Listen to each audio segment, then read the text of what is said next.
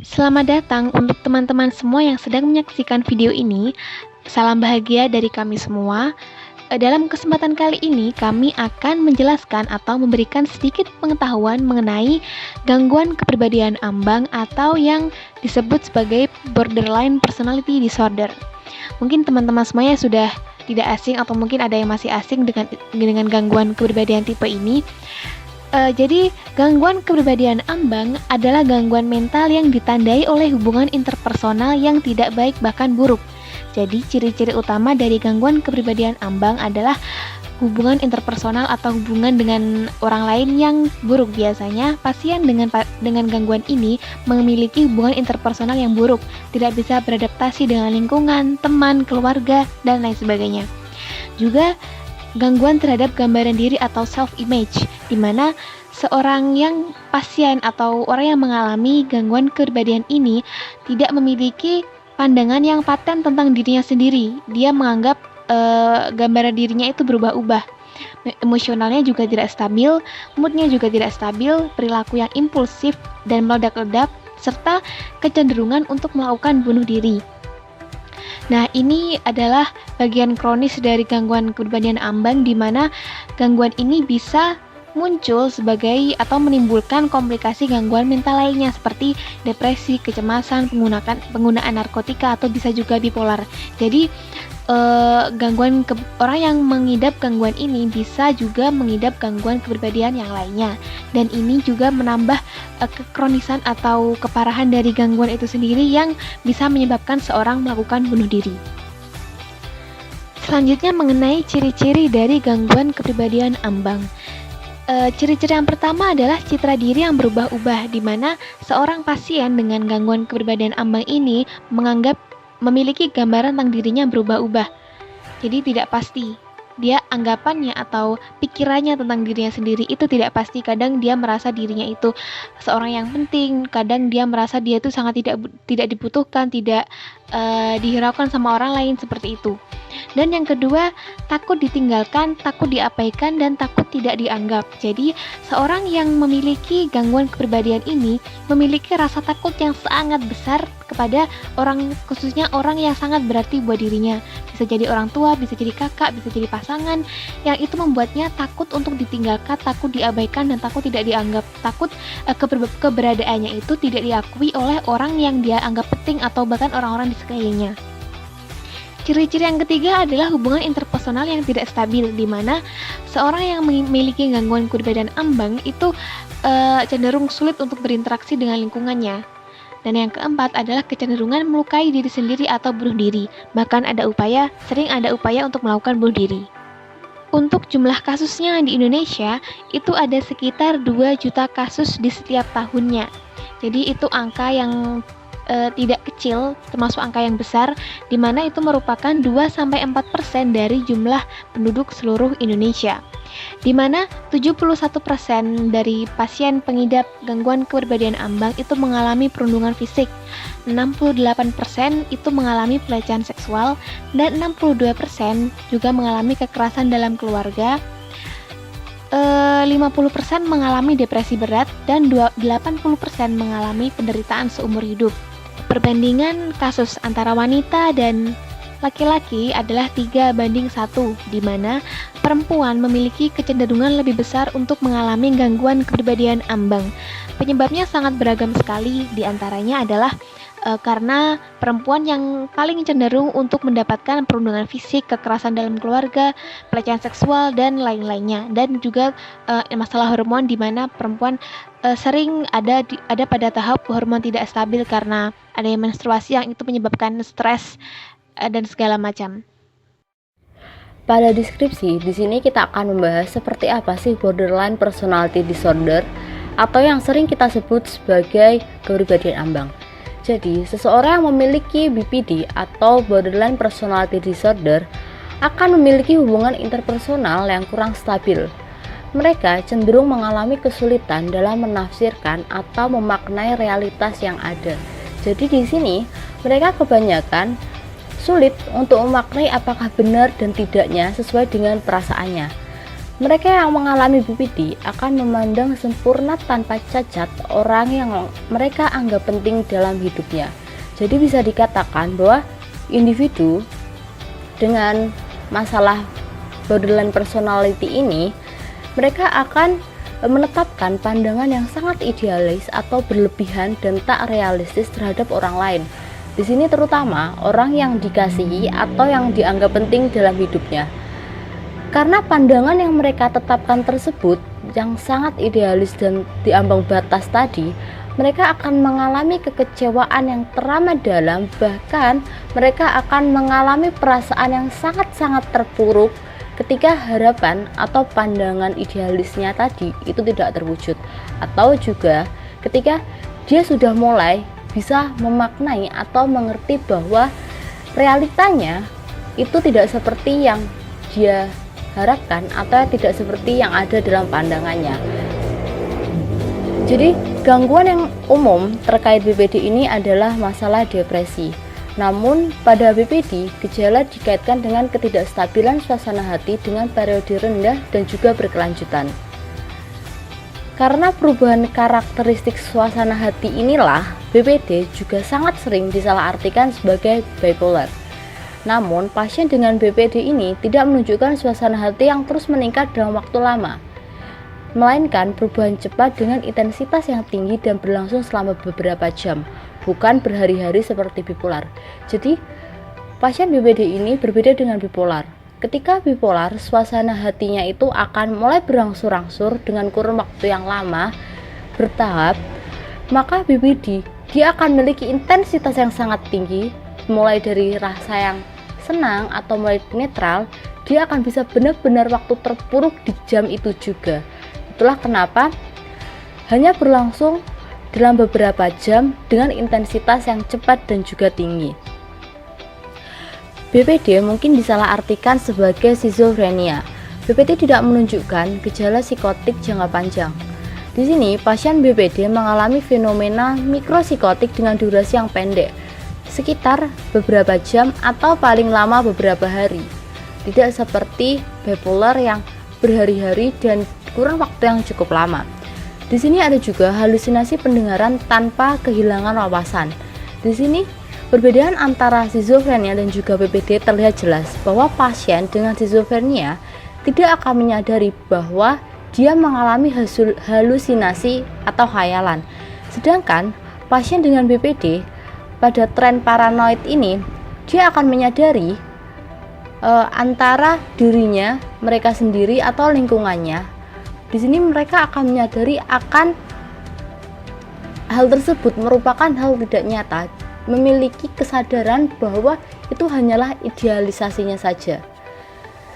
Sehingga pada akhirnya pasien dengan BPD berada pada peningkatan resiko penyalahgunaan zat, yang mana merupakan bagian dari gambaran klinis dari impulsivitas yang meluas. Pada tabel ini akan membedakan gejala antara gangguan kepribadian ambang dan juga diagnosis lain. Pada bagian gejala depresi antara BPD dan juga diagnosis lain, di sini ada episode depresi mayor yang membedakan antara depresi BPD dan juga depresi mayor, yaitu perubahan suasana hati yang menurun baik yang dalam kurun waktu yang pendek atau subklinis dan juga intermittent. Intermittent di sini dapat diartikan secara kamus yaitu berselang-seling antara, maksudnya adalah kurun waktunya itu sangat pendek, bukan waktu yang panjang. Seperti ketika dia mengalami ya saat itu juga. Namun ketika dia sudah kembali pulih, dia akan pulih dengan kurun waktunya yang singkat juga. Sedangkan melalui depresi mayor, di sini perbedaannya pada depresi mayor akan mengalami penurunan suasana hati yang sangat panjang dan terus-menerus atau dapat juga disebut sebagai berlarut-larut. Benar-benar sampai berhari-hari, berminggu-minggu, bisa sampai seperti itu. Kemudian pada gejala perubahan suasana hati yang BPD ini, perubahannya itu sangat cepat dari depresi menjadi berubah kemarahan. Seringkali sangat sering hanya berlangsung selang beberapa jam atau hari, dan di sini yang perlu digarisi adalah dipicu oleh suatu peristiwa. Di sini dapat dilihat bahwa perubahannya itu sangat cepat, menjadi amarah, bisa juga menjadi kesedihan, dan hanya berlangsung beberapa jam dengan intensitas yang kuat. Dan di sini adalah dipicu oleh suatu peristiwa. Sedangkan untuk pembandingnya, gejala lain yaitu gangguan bipolar, ada pergeseran suasana hati dari depresi menjadi mania yang berlangsung itu berminggu-minggu sekali hingga berbulan-bulan. Dan biasanya di sini pada bipolar tidak memiliki suatu peristiwa atau tidak memiliki suatu penyebab. Seperti yang kita flashback pada deskripsi bahwa perubahan suasana hati yang dialami oleh para penderita borderline itu kebanyakan dipicu oleh ketika dia menyadari bahwa realitasnya, bahwa idealisnya tidak sesuai dengan realitas yang ada. Maka di sini adalah peristiwa yang dapat memicu terjadinya perubahan suasana hati yang ekstrim pada borderline personality disorder. Kemudian ada gejala pemicu disfungsi kognitif. Di sini pada BPD mengalami halusinasi pendengaran yang intermittent dan terkait untuk stres dan dikenali sebagai halusinasi oleh pasien. Seperti yang dijelaskan pada deskripsi bahwa di sini pasien mengerti bahwa itu dia ada idealisasinya, dia memiliki halusinasi, idealisasi terhadap orang di sekitarnya. Sedangkan berbeda dengan skizofrenia. Halusinasi terutama pada pendengaran yang sering terus-menerus dan tidak dikendalikan atau tidak dapat dikenali oleh pasiennya bahwa dia mengalami halusinasi. Di sini adalah yang seperti saya jelaskan bahwa merupakan perbedaan yang sangat mencolok. Kemudian pada gejala paranoid, di sini ada ide tren non delusional. Sini dia cukup mengalami delusi, namun dia menyadari dan tidak terlalu menuju indikasi delusi. Kemudian pada skizofrenia tetap, di sini dia akan mengalami delusi tetap, benar-benar mengalami delusi. Kemudian pada depersonalisasi, di sini adalah pada BPD mengalami perasaan yang tidak nyata yang berhubungan dengan stres. Sedangkan pada skizofrenia, di sini jarang mengalami akan stres tadi, namun memang dia lebih cenderung pada kehalusinasinya.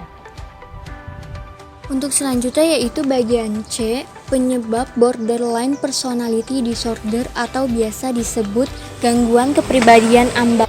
Dimana kita ketahui bahwa gangguan-gangguan yang dialami seseorang tidak serta-merta timbul tanpa adanya penyebab. Begitu halnya dengan gangguan kepribadian ambang. Penyebab dari BPD atau gangguan kepribadian ambang terdapat 3 faktor. Yang pertama yaitu faktor psikologis. Pada faktor psikologis dalam BPD atau gangguan kepribadian ambang biasanya mencolok tetapi tidak konsisten. Kesulitan yang dialami oleh kebanyakan pasien BPD seperti disfungsi keluarga serta suasana hati dan gejala impulsif yang kembali pada masa kanak-kanak. Pelecehan merupakan kasus yang dapat terjadi pada orang dewasa hingga kanak-kanak. Mengapa pelecehan dapat terjadi pada kanak-kanak? Karena pelaku pelecehan biasanya sering mengincar korban anak-anak. Menurutnya, anak-anak merupakan sasaran yang paling empuk. Anak-anak yang mengalami pelecehan akan menyebabkan suatu trauma yang dialami oleh anak-anak pada masa dewasa yang akan datang. Trauma yang dialami oleh anak-anak atau trauma pada masa kanak-kanak merupakan faktor resiko terjadinya BPD atau gangguan kepribadian ambang. Perasaan yang timbul akibat pelecehan seperti perasaan ketidakadilan dan kebencian pada diri sendiri. Faktor yang kedua yaitu faktor genetik. Dari sekian faktor genetik dapat menyebabkan BPD.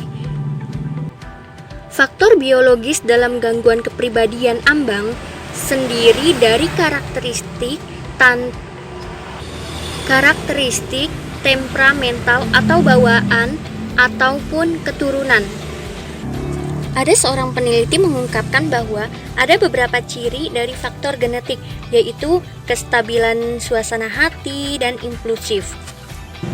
Yang ketiga adalah faktor sosial. Faktor sosial di BPD atau gangguan kepribadian ambang ditunjukkan oleh bukti tidak langsung. Sebenarnya dari faktor sosial ini belum ada studi lintas budaya tentang BPD. Tetapi gejala dari BPD yang khas seperti upaya bunuh diri berulang kurang umum di masyarakat tradisional dan terus meningkat pada masyarakat modern. Tidak hanya ketiga faktor tersebut yang menjadi penyebab dari borderline personality disorder.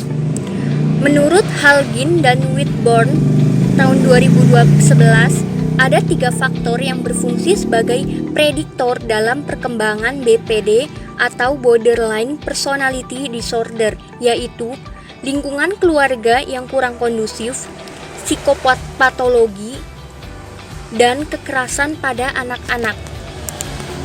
Dari DSM-4-TR mensyaratkan bahwa setidaknya 5 dari kriteria atau gejala berikut ada pada individu untuk diagnosis BPD.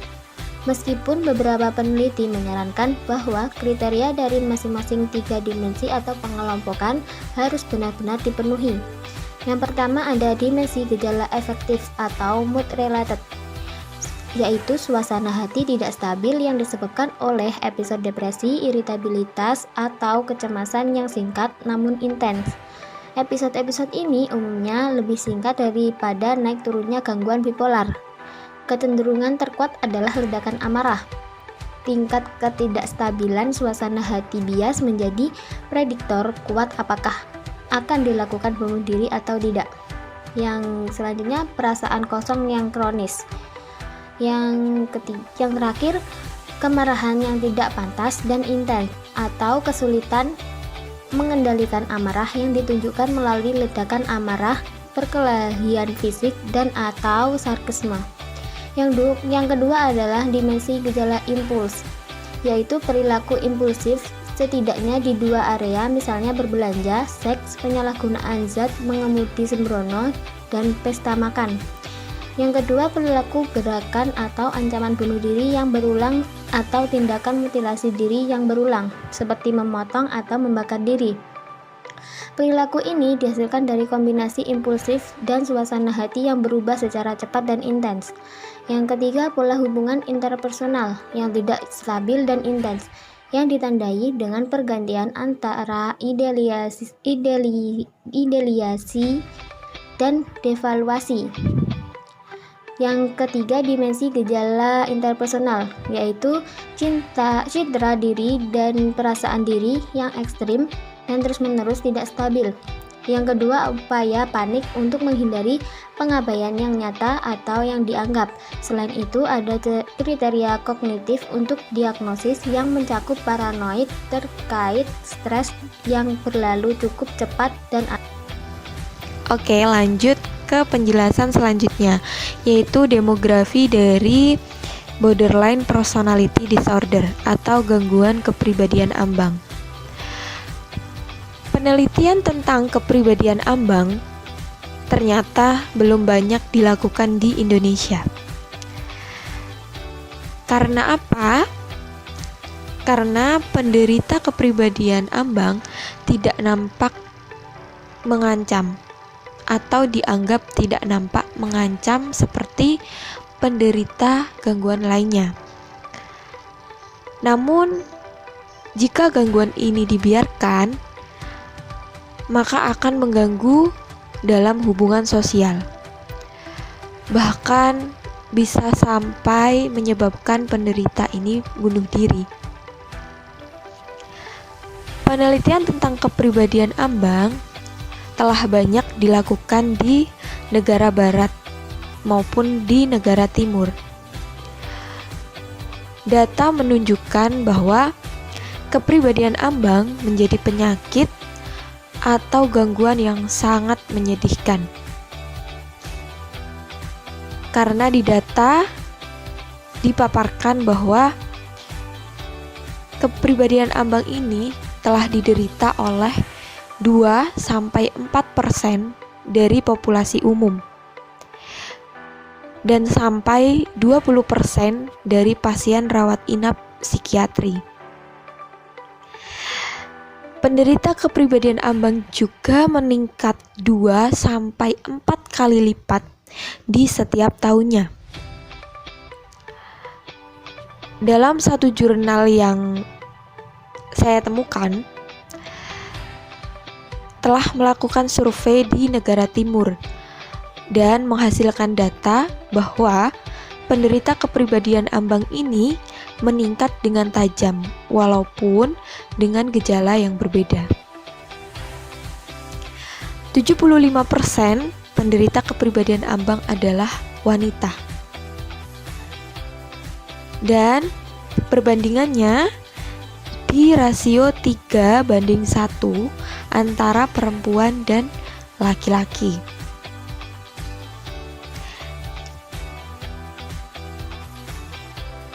Selanjutnya, penjelasan tentang diagnosis dari borderline personality disorder atau gangguan kepribadian ambang. Jadi, kepribadian ambang tergolong dalam gangguan kepribadian aksis 2, serta termasuk dalam gangguan kepribadian kelompok B, atau orang dengan perilaku yang terlalu dramatis, emosional, dan erotik atau tidak menentu. Biasanya terjadi dengan gangguan mood, misal depresi dan cemas, gangguan stres pasca trauma, gangguan makan, defisit perhatian, atau gangguan aktivitas. Pada DSM-5, kepribadian ambang didefinisikan sebagai suatu gangguan dengan kriteria yang pertama, ketidakstabilan dalam hubungan interpersonal. Kemudian, citra atau gambaran diri yang kabur. Dan impulsivitas yang diawali pada masa dewasa. Diagnosis ini baru bisa ditegakkan di umur 18 tahun. Berdasarkan DSM-5, kriteria kepribadian ambang yang dimiliki oleh seseorang dapat menurun seiring bertambahnya usia. Karena apa? Karena semakin dewasa seseorang, maka ia semakin memahami peristiwa yang menyebabkan ia menjadi kepribadian ambang. Kemudian, ia akan berusaha untuk menghindarinya. Ada beberapa treatment atau pengobatan gangguan kepribadian ambang, yaitu ada psikoterapi. Psikoterapi ini dalam bentuk terapi perilaku kognitif, yaitu terapi untuk mengubah perilaku menyimpang dan kepercayaan dalam diri seseorang. Selain itu, ada terapi perilaku dialektis. Terapi ini sangat efektif untuk seseorang yang memiliki kepribadian yang cenderung melakukan bunuh diri. Biasanya, terapi perilaku dialektis ini lebih berfokus pada pemberian rasa kepercayaan diri pada seseorang. Selanjutnya, ada terapi kelompok. Terapi kelompok bisa dilakukan dalam satu ruangan dengan beberapa orang lainnya. Lalu, untuk pengobatan, bisa menggunakan obat namun dengan golongan selektif serotonin reuptake inhibitor atau SSRI. Bagi pengidap yang mendapatkan obat ini, biasanya menunjukkan perbaikan dari segi kemarahan maupun perilaku agresif. Jadi, jika komplikasi tidak segera ditangani, maka bisa muncul gangguan kecemasan maupun depresi. Selanjutnya ada prevention atau pencegahan, di mana rekomendasi pencegahan masih langka. Diberikan dasar genetik, gangguan tersebut teknologi saat ini tidak mengizinkan pencegahan yang menargetkan aspek itu etiologi. Satu-satunya pencegahan yang diketahui adalah dengan memastikan lingkungan masa kecil itu aman dan memelihara. Selanjutnya, prognosis. Gangguan ini biasanya memuncak pada masa dewasa muda dan sering menjadi stabil setelah usia 30 tahun. Dalam 75% kasus, fungsi normal akan kembali pada usia 35 hingga 40 tahun, dan dalam 90% kasus, fungsi akan kembali normal pada usia 50 tahun. Sayangnya, yang 10% sisanya termasuk dalam kelompok pasien yang meninggal akibat bunuh diri. Kira-kira pada 75-80% pasien ambang mencoba atau mengancam bunuh diri, dan antara 8-10% itu berhasil. Mengelola kasus bunuh diri yang sangat umum adalah salah satu tantangan terapeutik terbesar di BPD. Puncak perilaku biasanya ketika pasien berusia pertengahan 20-an. Tetapi sebagian besar kasus bunuh diri yang selesai sebenarnya terjadi di antara pasien yang berusia lebih 30 tahun. Biasanya pasien itu adalah pasien yang tidak mengalami pemulihan setelah banyak upaya pengobatan. Jika pasien berbatasan menderita gangguan depresi, resiko bunuh diri jauh lebih tinggi. Untuk alasan ini, diagnosis cepat dan intervensi yang tepat sangat penting. Perilaku melukai diri sendiri umumnya tidak dianggap sebagai percobaan bunuh diri, melainkan sebagai bantuan dan keadaan emosional yang ekstrim.